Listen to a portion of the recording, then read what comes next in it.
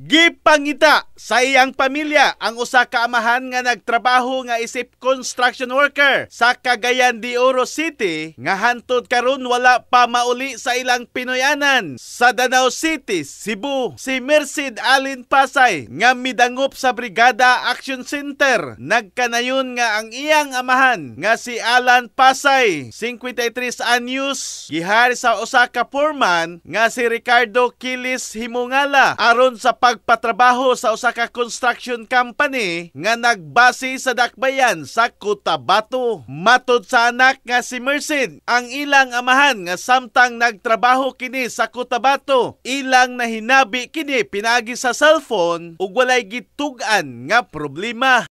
Kung nanawag siya sa akong mama, ni anak siya nga okay ra daw siya. Nagpadaman siya una niyang sweldo. Katapusan nga nakit ang buhi ang ilang amahan dihang anaa na kini sa usa ka terminal sa Cagayan de Oro City. Matud pa ang ilang amahan gusto na mo pauli sa ilang Pinoyanan base kini sa sulti sa kaubanan sa trabaho. Tawag ang iyang kumpare nga kanang si papa ko no ning uli. Nya na nahibong akong mama nga nganong ni uli.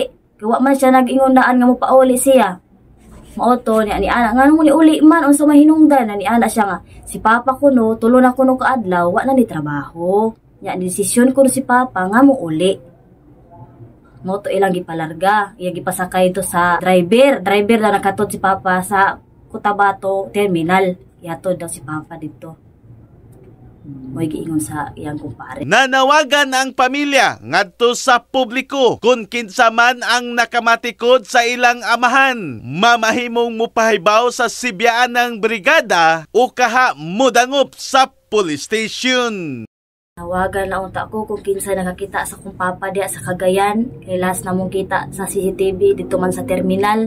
Basin di ay og makakita sa kong papa nga wa nato kay numdum og pauli ba palihog lang unta mi og tawag sa moang numero. In the heart of changing lives, ako si Brigada Alan Tangkawan sa 90.7 Brigada News FM Cebu, the Music and News Authority.